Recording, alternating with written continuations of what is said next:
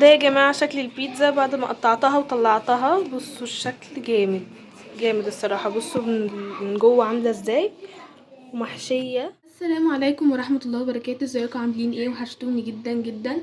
قبل ما نبدأ فيديو النهاردة ما تنسوش تنزلوا تشتركوا في القناة وتفعلوا الجرس وتوصلوا الفيديو ده لأكبر عدد من اللايكات، وتكتبوا لي في الكومنتات ايه افكار الفيديوهات اللي انتوا حابين ان انا اعملها لكم. فيديو النهارده يا جماعة هنعمل فيه حاجة حلوة جدا كل الأطفال وكل الناس بتحبها. هنعمل النهارده مع بعض البيتزا. هقول لكم المكونات اللي انا بحب احطها في العجينه بتاعه البيتزا. اول حاجه طبعا الدقيق ده اساسي، كيلو دقيق او 2 كيلو حسب ما انت بتحبي. بحط حوالي 3 معالق زيت تقريبا، وبحط نص كوبايه لبن. اللبن والبيض ده يا جماعه اختياري. وبحط كمان نص كوبايه ميه دافيه. وبحط الخميرة الفورية، هحط هنا كيسين زي ما انتوا شايفين كده. كمان بحط معلقة سكر بس عشان الخميرة. للحشو بقى هنحتاج لحمة معصجة. حطيت بصل مبشور عليه اللحمة وملح وفلفل. وهنا معايا فلفل اخضر مقطعاه شرايح زي ما انتوا شايفين كده. ومعايا طماطم وزيتون وجبنة جبنة رومي. دي بتكون كده طلبات الحشو بتاعي والعجينة. وطبعا الجبنة هنا بتكون مبشورة عشان خاطر تكون تسيح معاكم وتتظبط. يلا بينا بقى نشوف هنعمل ايه يا جماعة. دلوقتي هبتدي عشان اشغل الخميرة. معايا نص كوباية مية دافية، وهحط عليها معلقة سكر صغيرة ممسوحة كده، احطها عليه. بعد كده هحط، انا معايا هنا كيسين حسب طبعا الكميه اللي انت بتعمليها من البيتزا هتحطي الخميره. انا معايا هنا كيسين خميره عشان انا هعمل اكتر من صينيه.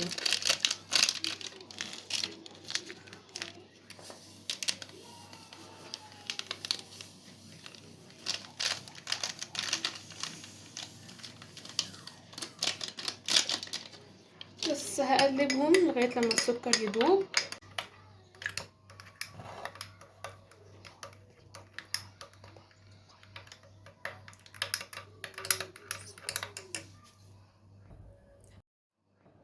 انا كده دوبت كل السكر خلاص.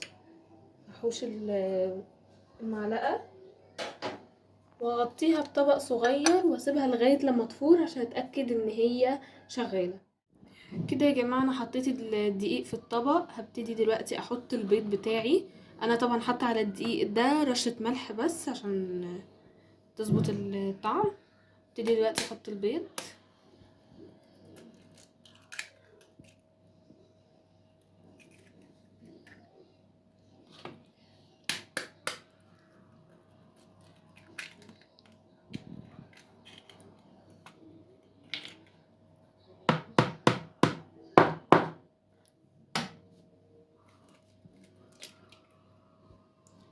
ده يا جماعه البيض حطيته اهو. ابتدي اقلبه كويس عشان مع الدقيق.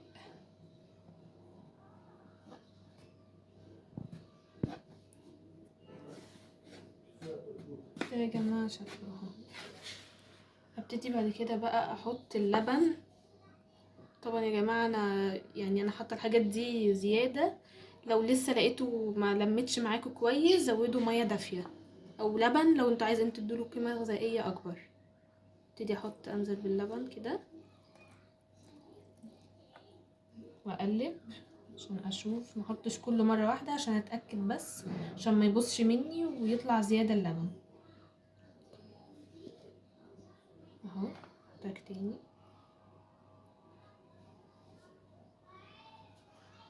بعد كده هبتدي احط بقى الزيت. احط حوالي 3 معالق تقريبا او 5 كده يعني.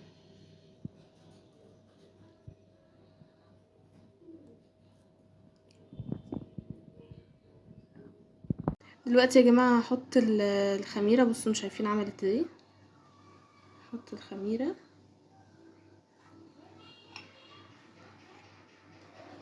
نزلها كلها. هقلب. هبتدي يا جماعه اقلب بالخميره مع الدقيق وكل الحاجات اللي انا حطيتها، اقلب كده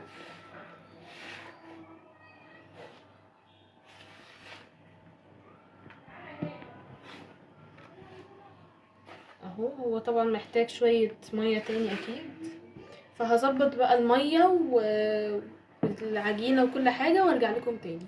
كده يا جماعه انا عجنت العجينه زي ما انتم شايفين كده، حطيت عليها من فوق معلقه زيت بايدك كده تدهنيها عشان لما تيجي تقطعيها ما تلزقش في ايدك. هسيبها دلوقتي في مكان دافي عشان خاطر تظبط وتتخمر، وبعد كده نفردها ونعمل الحشو. ده يا جماعه شكل العجينه بعد ما اتخمرت، بصوا بقى شكلها عامل ازاي. كمان انا دهنها بالزيت عشان خاطر لما اجي اقطعها ما تلزقش في ايدي. فهنبتدي دلوقتي نقطعها ونعملها على كذا صينيه، ويلا بينا نشوف هنعمل اول حاجه عملتها في الصينيه ان انا دهنت الصينيه بالزيت. وهجيب دلوقتي العجينه بتاعتي وهحطها في الصينيه وهفردها وابتدي احط عليها الحشو. بصوا يا جماعه انا حطيت الحته بتاعت حطيت حته من العجينه زي كده مثلا على صينيه كبيره عشان خاطر تبقى عاليه وتبقى حلوه ومتبقاش الطبق معايا رقيقه. هبتدي دلوقتي افردها وبعد كده هحط الحشو. يا جماعه هبتدي انا فردت العجينه كده، طلعتها من الجناب شويه. هبتدي دلوقتي احشي الجناب بس وهقفلها، وبعد كده نحط الحشو في النص. هبتدي دلوقتي احط الجبنه في الاطراف زي ما انتم شايفين كده، هلف على شكل حلقه بطول الصينيه كلها.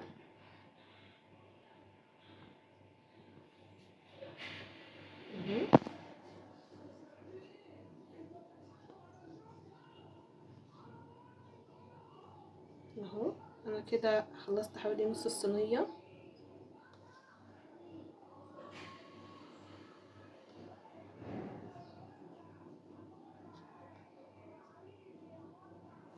دلوقتي يا جماعه انا حطيت كده الجبنه، هبتدي اقفل عليها بالعجينه كده اهو، وادوس دوس عشان ما تفكش اهو، بالراحه خالص عشان خاطر ما تفكش مني. طبعا الاشكال دي هظبطها يعني بعد ما اخلص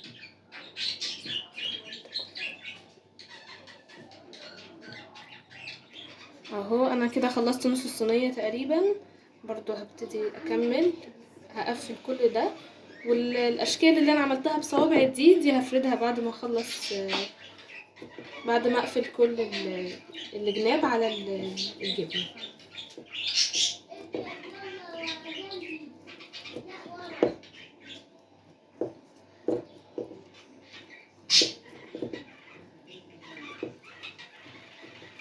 بس انا كده خلصت الجناب، ابتدي بقى اظبط الشكل اللي اتعمل ده اهو كده بايدي بجنب ايدي اهو كده.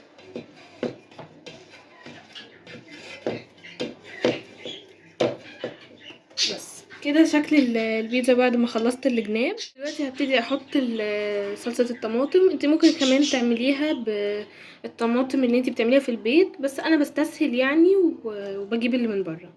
ابتدي هحطها دلوقتي كده،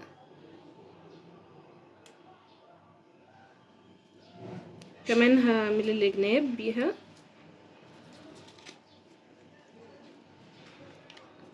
بالشكل ده. بس ابتدي دلوقتي بقى ادهنها كده زي ما انتم شايفين، وهدهن الجناب كلها اهو. ولو عايزه التاني احتاج التاني هنحط عادي. انا كده دهنت الصينيه بالصلصه. هبتدي دلوقتي احط اللحمه المعصجه بتاعتي، احطها كده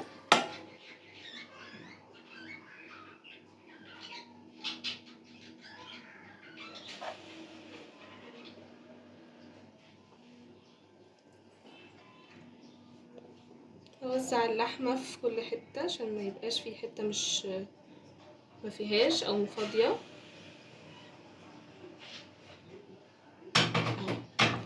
دي كده اللحمة اهو، هوزعها في كل حتة. بس انا حطيت اللحمة كده، ابتدي دلوقتي احط الفلفل الاخضر، هو الفلفل الرومي،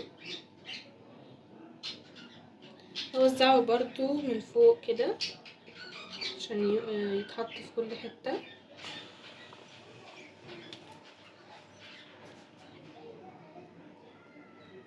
بس انا كده وزعته في كل حتة. ابتدي برضو احط الطماطم.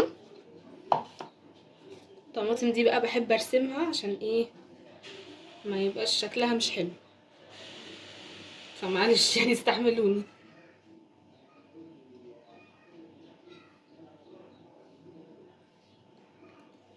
اهو احط الطماطم،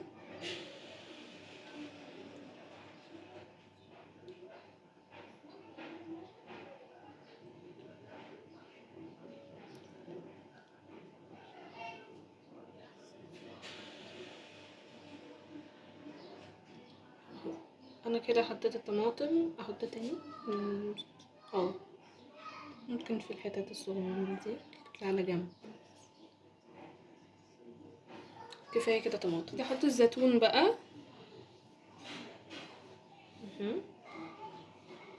نحطه بقى بشكل صغنن كده حلو وشكل جميل. انا بحب الصراحه الزيتون الاسود لان بيبقى كل حاجه في البيتزا فاتحه، فهو ده غامق يخليها احلى. وطبعا اللحمه اللي انا حشيت بيها دي انتوا ممكن تعملوا اي نوع حشو تاني، ممكن تعملوها بالفراخ، ممكن سجق، ممكن اي حاجه تانية تنفع، ممكن خضار بس، ممكن جبن بس، اي حاجه تنفع يعني حسب اللي انتوا بتحبوه. اهو بحط الزيتون ممكن هنا مثلا. بس كفايه كده. دلوقتي يا جماعه هبتدي احط الجبنه. انا بحب احط جبنه رومي. في ناس بتحب تحط جبنه موتزاريلا، بس انا بحب الجبنه الرومي لان هي بتدي طعم جميل قوي وبتدي مطه حلوه، فانا بفضلها يعني عن الجبنه الموتزاريلا. ابتدي دلوقتي ارش رشه جبنه.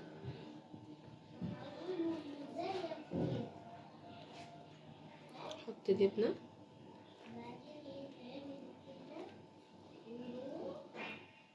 بصوا يا جماعه ده شكل البيتزا اللي انا عملتها. هبتدي دلوقتي ادخلها على الفرن واوريها لكم لما تخلص ونشوف الشكل الروعه الجميل اللي كل الناس بتحبه ده. يلا بينا. بصوا يا جماعه ده شكل البيتزا بعد ما طلعت من الفرن. بصوا نفشت ازاي، بصوا عليت ازاي بجد، يعني شكلها روعه. وكمان الجبنه الرومي عامله شغل عالي بجد، يعني فعلا تحفه. بصوا هقدمها بقى وارجع لكم وتشوفوا شكلها من جوه ومن كل حته. مع شكل البيتزا بعد ما قطعتها وطلعتها، بصوا الشكل جامد جامد الصراحه. بصوا من جوه عامله ازاي ومحشيه تحفه. بصوا كمان الشكل ده. بصوا طلع لكم واحده، بصوا عامله ازاي تحفه جامده. بس ده شكل البيتزا اللي انا عاملاها. ويا رب يكون الفيديو عجبكم. ما تنسوش تنزلوا تشتركوا في القناة وتفعلوا الجرس وتوصلوا الفيديو ده لأكبر عدد من اللايكات. تكتبوا لي في الكومنتات البيتزا عجبتكم ولا لأ. واشوفكم في الفيديو الجاي. باي باي.